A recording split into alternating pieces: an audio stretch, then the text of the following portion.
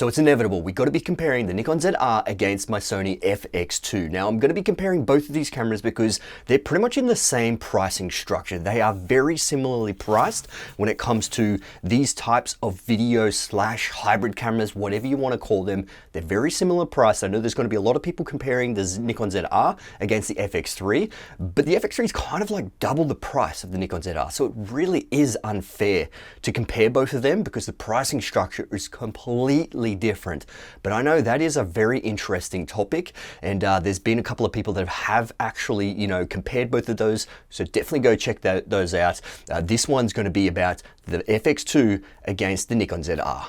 So the Nikon ZR has a 24.5 megapixel partially stacked sensor. So we see this sensor pretty much in the Nikon Z6 Mark III, but also in the Lumix S1 II. Now, Lumix have done something different to their camera in terms of the processing and got slightly different specs out of it, open gate and all those kind of things. Whereas Nikon have actually introduced, this is their first camera that they've put the red technology directly in this camera. Now, it's only a splice. It's only a little bit of a squeeze of red technology, but we will be talking about that when we talk about the resolution. And the FX2 has a 33 megapixel BSI full frame CMOS sensor. This sensor we do see in the Sony a7 IV. I know there's a lot of people out there that don't really like this sensor because it has a slow readout. It can only do 4K 60 with a crop. So there are a few things that we're going to be discussing side by side, but don't think the Nikon ZR is going to completely run away with the results. So since we're talking about the recording formats, let's get that out of the way right from the gate. So in terms of recording formats, we have R3D NE 12-bit RAW and NRAW at 6K 60 frames per second. We have ProRes RAW up to 6K 30 frames per second. ProRes 422 HQ up to 5.3K at 30 frames per second, or you can do H.265 at 5.3K 60 frames per second. Then if you want some slow motion, you can do 4K up to 120 frames per second with a DX crop, or you can even have 1080p up to 240 frames per second. Now the FX2 has the ability to do 4K up to 30 frames per second, and it can do 4K 60 frames per second with that crop, but it can also do DCI 4K as well, which is your 17:9 aspect ratio. But that is the same when it comes to 4K 30 full frame and 4K 60 with that crop. And it can also do 1080p at 120 frames per second or 1080p at 240 frames per second. But let's compare what these look side by side. So this isn't a full comparison because there's a lot of different recording formats in the Nikon ZR. So I'm actually utilizing the H.265 in the Nikon ZR and just the XAVC-S codec in the FX2. Now right from the start, you can see there's just so much noise reduction on the Nikon ZR and this H.265. It just comes out too soft. The FX2 in the compressed codec looks perfectly fine, and you're going to get better performance out of the XAVC-SI codec as well. And even if we have a look at the ProRes 422 HQ, it still does look a little bit soft in comparison to the Sony's XAVC-S. And this is comparing 5.3K against 4K as well. And the FX2 actually performs really well, mainly for the fact that it is a 7K sensor that downsamples to 4K. So it does look really high res and crisp. And if we do have a look at the 1080p codecs in both of these, they're very close, and it is hard to tell a winner in this situation. But when we do go into the 4K 100 and the 1080p at 100 frames per second, this is where we do see a difference. But there is that 1.5 times crop in the Nikon ZR in the 4K 100, and the FX2 can only do 1080p at 100 frames per second in full frame mode.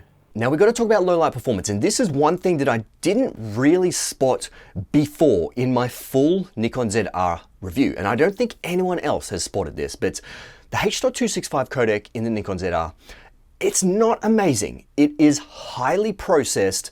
It's a 420 10-bit codec as well, which is what we do see in the Lumix S1 II, and it's just, there's so much noise reduction. I do hope that Nikon does a firmware update that allows us to adjust that noise, because I actually prefer a little bit of noise and less skin softening.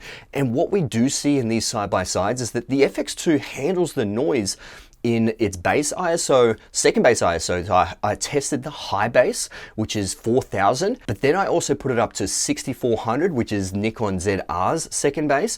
And then I put them both in 12,800. And look, in my opinion, the FX2 looks better. Sure, there is a little bit more noise, but the noise actually looks pleasing. It doesn't look like it's smoothing over the skin. There's still that detail there.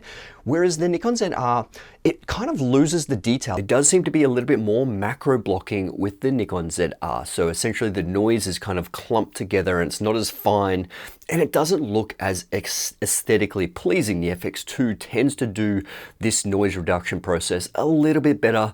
The noise is a little bit more finer and you could probably do some, noise reduction in post and make it look potentially better. But, directly in camera, the FX2 does seem to work a little bit better in this kind of no light situation, but 100% don't recommend, going away from your base ISOs of 800 and 4000 or 800 and 6400 in that Nikon ZR. So try and stick to those two base or dual base ISOs, bring some lights in, but hey, there's a lot of run and gun situations where you're going to be in and there's probably not going to be any lights. So the FX2 kind of performs a little bit better, in my opinion, and from what I've seen, compared to the Nikon ZR. So look, realistically, some YouTube videos, definitely social media videos, H.265, H.264 is going to be perfectly fine. But if you really want the best image quality, you're going to have to do ProRes or ProRes RAW or the R3D RAW or NRAW codecs. They're definitely going to be the best codecs to use.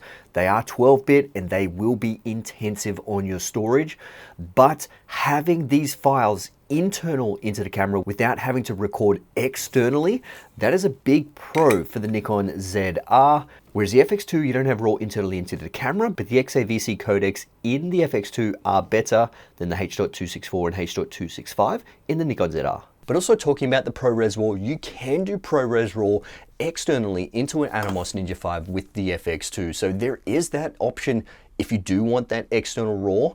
I mean, it kind of is a little bit better because you can record directly into an SSD rather than just straight into the CF Express Type B. But I mean, it depends on the workflow you're having there, but it is nice to have it inside the body. And I do wish going forward, Sony do start, implementing ProRes RAW straight into the bodies instead of having those external recorders.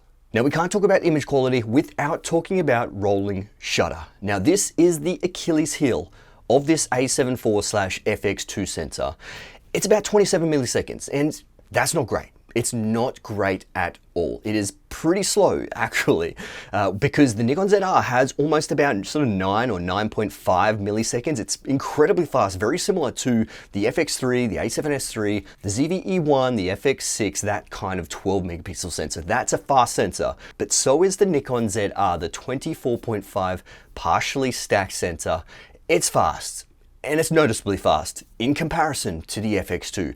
So if there's a lot of whipping motions or a lot of movement in both of these cameras that you're filming, and you are worried about rolling shutter, I mean, this could be, a bit of a downside for the FX2, but I have stressed this before with a lot of other cameras with, not great rolling shutter, that rolling shutter is sometimes a little bit hard to see, or sometimes you really shouldn't be focusing on the rolling shutter.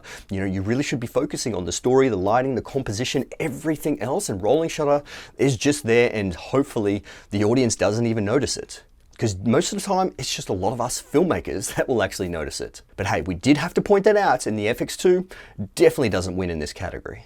Okay, so we got to talk about IBIS. Now, Nikon does have apparently 7 stops of IBIS and Sony only have 5.5 stops of IBIS. And if we do put them side by side, I mean, they're very similar. Maybe Nikon does win a little bit when it comes to just the standard IBIS, but when you start putting this into the active stability in the Sony camera, or even the new dynamic active stability, which is what we see in this camera, I think it's the A1 Mark II, the A9 Mark III, and the ZV-E1, that stability is incredible when it's forward and back movements. Don't get me wrong, if you start panning and moving around, it does find it a little bit difficult to keep it stable, but it still is a little bit better than the Nikon camera. But if you're walking forward and back, the FX2 definitely does a better job than the Nikon ZR.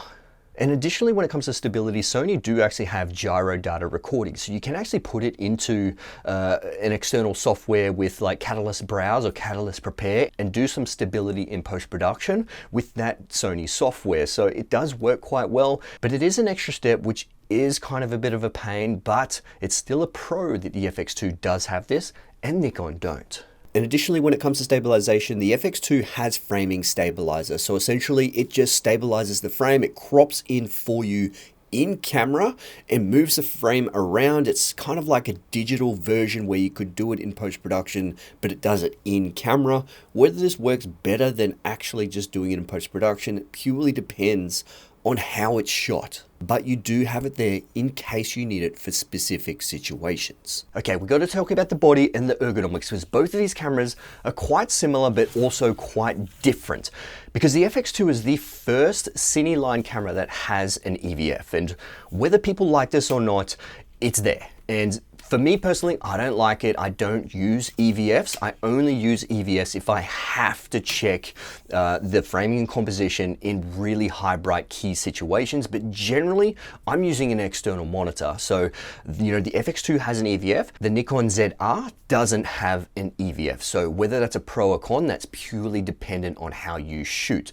But one of the key reasons why the Nikon ZR doesn't have an EVF, because it has a large 4-inch back screen. This is crazy bright. Look at them side by side with Sony's back screen on the FX2. Out in the bright sun, you can see that the 4-inch screen is brighter, it's bigger, it's much easier to see.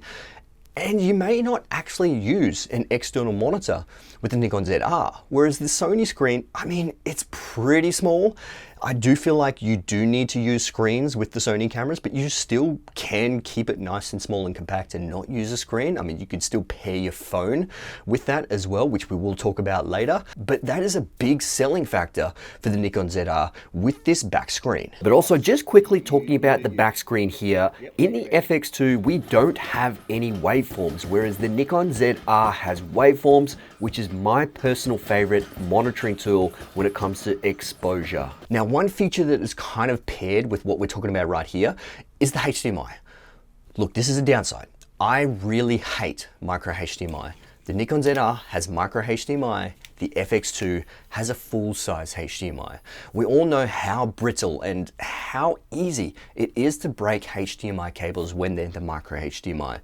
This is where if you do have the Nikon ZR and you do have a cage, this is purely up to you, does make it a bit bulkier, but this is where it has the HDMI clamp. And I do recommend, if you are planning to use the HDMI in an external monitor, definitely get that cage with that HDMI clamp, because that's going to keep it nice and stable. And look, if you do cage it out and you do want an external monitor, I mean, that's a pro, that's perfectly fine. There shouldn't really be too much of a difference what cable you're using, because it's nice and solid there. But if you're not going to be putting cages on either of these cameras and you need monitors on either of the camera, it's going to be easier to put a monitor on the FX2 because it has more mounting points on the body. It does have that top handle that you can buy that has mounting points, whereas the Nikon ZR doesn't have any mounting points. Now, talking about the ports, we've got USB-C on both of these cameras. We've got the headphone jack out on both of these cameras as well, and obviously your 3.5 audio jack in on both of these cameras. One of the biggest things when it comes to the headphone jack and the microphone jack on the Nikon ZR though, is that the screen is in the way. So if you are trying to flip the screen into really nice ergonomic position, I mean, it's a bit of a downside. You do have to flip the screen out and flip it around and, you know, just work around it. But both of these do have the ability to put their own proprietary microphones directly into the hot shoe. So Sony's had this for quite some time, and they've got a really established amount of shotgun microphones that you can put on top of all the Sony microphones. And I've done a ton of videos on those, so definitely check those out. Sony are really killing the game when it comes to the audio department, and Nikon are only just tapping into it with their new shotgun microphone. But one of the key features that I've been saying for at least the start of 2024 is that all these kind of cameras should have 32-bit float internal, and Nikon have done that. They've given us 32-bit float internal without needing any kind of attachment or top handle. So you can do 32-bit float internal into the 3.5 audio jack with any kind of microphone. You can do a 32-bit float internal with just the scratch mics that are on the top, or 32-bit float internal with the shotgun microphone attached into that hot shoe. So that is an absolute winner for that camera compared to the FX2, because that can only do 24-bit audio directly into the camera with the 3.5 jack or through that top handle. And also talking about the audio just right now as we're recording this, Sony have a better job because they do have that XLR top handle that you can use professional XLR shotgun microphones directly, into this camera. So you've got two XLR ports and then you've got a 3.5 port in the handle itself, but then also 3.5 port in the side. But I do believe Nikon are working with Tascam to try and get something similar. I don't know if it's just going to be an XLR adapter or a top handle that they're trying to design, but potentially in the future, Nikon will have some sort of XLR adapter. But right now, Sony do win in that game. Now, also talking about the USB-C ports on both of these cameras, you can actually utilize these as webcams, and I definitely use my A7 IV as my main webcam, but obviously the FX2 is my main webcam now. So if I do Zoom calls or online podcast, I'm using the FX2, plug it straight into my PC or into my laptop with that USB-C cable connected, and you can actually pair it perfectly. And that's the same with both of these cameras. All right, so we do have to talk about the memory card situation, and this is one thing that a lot of people don't like with the Nikon ZR, because it's a CF Express Type B card, but it's in the battery door slot. So if you do have this on a tripod, if you've got this on a gimbal, you kind of have to take it off because you can't access that battery door, which kind of does suck. The FX2 has the card slots directly into the side handle, so you've got the CF Express Type A or two SD card slots, so that's pretty amazing. And the Nikon ZR has a micro HDMI, which is a bit of a weird choice. Like, I do wish they still had an SD card slot, just a standard SD, but they've got the micro HDMI. But they've got the micro SD, so all you need to do is just buy a really nice, solid micro SD card, just put it in there and just forget it. Just think that this camera has a CF Express Type B card slot only, and look, if you accidentally forget that CF Express Type B card, then you've at least got something that you can record into, because you can still record H.265 at 5.3K, 60 frames per second, still directly in that, so that is a nice win. But I guess the one caveat with the Type A cards, they're quite expensive. If you do want to buy the Sony ones, they're almost just the same price as the camera. Yeah, CF Express Type B cards, gigabyte per dollar is far better in the CF Express Type B compared to the Type A cards.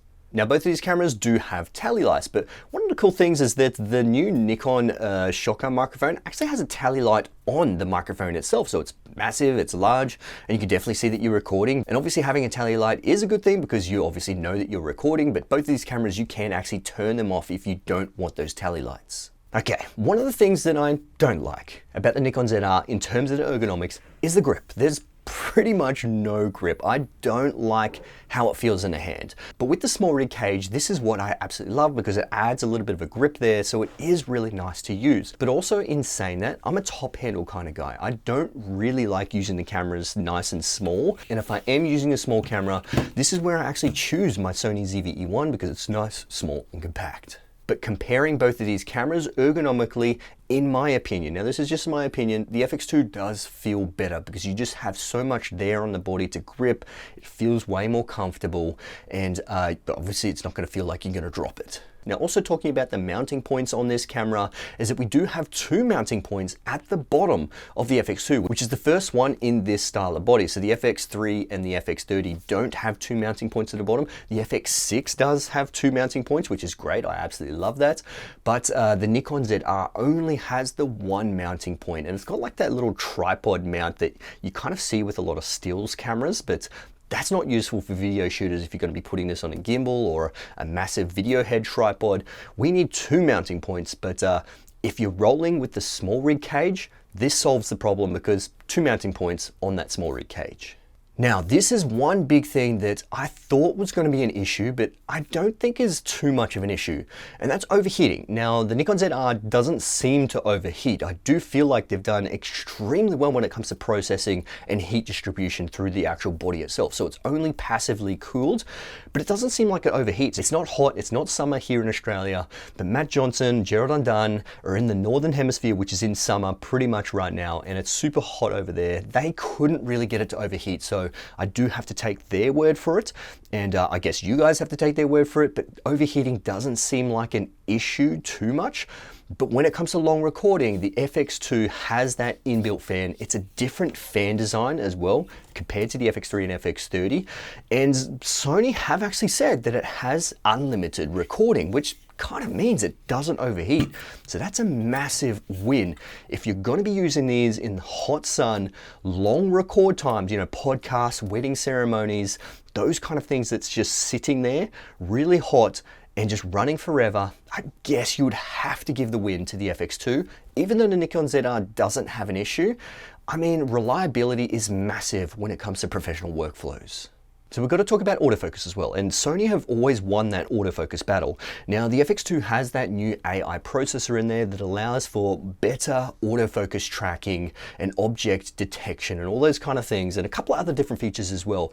But the FX2 does an incredible job when it comes to autofocus, but the Nikon ZR is absolutely no slouch. It does really well as well. Like, Nikon have really caught up to Sony when it comes to autofocus, and I do feel like they're actually better than Lumix because they do object tracking quite well, which is pretty massive coming from a Sony shooter. You know, when we tap on an object, we kind of want the autofocus to track that subject, and Sony does an incredible job. But I definitely have to take my hat off to Nikon because they've done a great job in this camera. Now we have to talk about lenses because this is a big one if you're going to be buying one of these two cameras. If you're already a Sony shooter, obviously having another Sony camera is going to be easy because you've got all your E-mount lenses. But this is the caveat here. You do have the Mega DAP adapter. So this actually allows us to use all our autofocus Sony E-mount lenses directly on the Nikon camera. Now this works really well, and I've actually tested this with the Nikon Z8 and the Z6 Mark III initially, and I've done a full review with that Mega DAP because I did buy that, and it's just incredible because I can use all my Sony lenses directly on this Nikon ZR, and it performs perfectly fine. Like, it may be just a fraction slower than what you would normally have, but it still works perfectly fine. And that just means as a Sony shooter, we could add this extra body in as if it's just a Sony camera, which is amazing. But if you are coming from Canon, Fuji, or Lumix, obviously there are a whole bunch of lenses that you will have to sell if you're switching over system. But if you're Sony shooter, I wouldn't really call this switching systems. It's kind of just adding another body to our kit. But if you are comparing the Sony lenses to the Nikon lenses, I mean, the Nikon lenses are absolutely huge. For me, I don't care if they're big, bigger the better, is my opinion, because it makes my cameras nice and stable. But Sony are the masters of trying to make things as small as possible, as light as possible, and the best quality as possible. So it's a massive win there for Sony native lenses. But third-party lenses are literally everywhere. So it's a massive win for the Sony system. But like I said, if you've got that Mega DAP, it's a massive win for both systems there. So when it comes to the stills capabilities in both of these cameras, I mean, the Nikon ZR does pretty well. It does 20 frames per second maximum, but it's only electronic shutter. It doesn't actually have a shutter mechanism in front of it, whereas the FX2 has a mechanical shutter. It allows you to get better image quality because you don't actually have the electronic shutter, so you're not going to have any banding or rolling shutter issues under LED or artificial lighting. So I guess in terms of image quality, I mean, it's very close, but I guess you would kind of have to give the win to the FX2 because it does have that mechanical shutter. But in saying that, both of these cameras are video first, and I guess the stills capabilities are just kind of that, you know, great thing if you just want to capture a couple of thumbnails or a couple of just quick little stills. So now this next feature is called auto framing. It's in the FX2 and it's in some of the newer Sony cameras that have that AI processor. Essentially, it just follows you around the frame, making it look like you have a videographer. Takes advantage of that really nice 7K high resolution sensor, still gives you a 4K image at the end. You have 3 different crop sizes, your small, medium, large, which is great, and obviously great for this kind of sensor. It is in the ZV-E1, but that's a 12 megapixel 4K sensor. So you do lose a little bit of resolution. It doesn't look as crisp as what you have in the FX2. So this is a massive advantage if you just want this kind of dynamic looking frame, or you don't know how to do this in post-production. This is directly in camera. So that's a very powerful feature if you want this kind of frame. So one of the things we would expect in both of these cameras is anamorphic D-squeeze. Now only the FX2 has this. It has a 1.3 or 2 times D-squeeze. Maybe in a firmware update, they will do 1.5 and 1.8, just like some of the other Sony cameras. But at the time of this recording, the Nikon ZR does not have any anamorphic D-squeeze modes. This still could be done in a firmware update, but also they both can't do 3x2 open gate, so they can't utilize the whole sensor. It's only recording with 16:9 or the 17:9 portion. Now in terms of the body layout, I do feel like the FX2 is a little bit better because it has more buttons, and definitely the D-pad I really love on these Sony cameras. On the Nikon cameras, it's a little bit hard, but the Nikon ZR doesn't actually have a D-pad. It's just got that control nipple, which I personally don't really like. It's really hard to get used to at first. I will eventually get used to it, but in my opinion, the FX2 is just that little bit better because it just has a whole bunch more custom buttons on the actual body, and it just feels like it's designed specifically for video with a whole bunch of quick options there.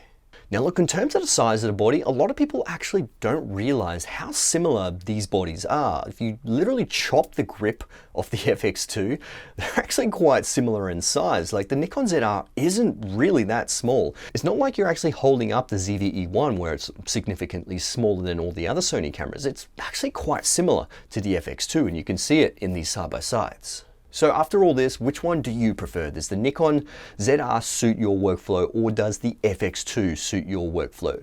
Now it really is personal preference, and it's all dependent on what you guys do for your work and what you need these cameras for. Like I said, in many of these videos, they're tools at the end of the day. So whatever tool suits your particular job, that's the one that you definitely should go for. But the biggest one is the budget, and $2,200 US is a damn good price for what you're getting in that Nikon ZR. So anyway, my friends, I hope you enjoyed this video, and yeah, I'll see you guys in the next one. All right, let's get it.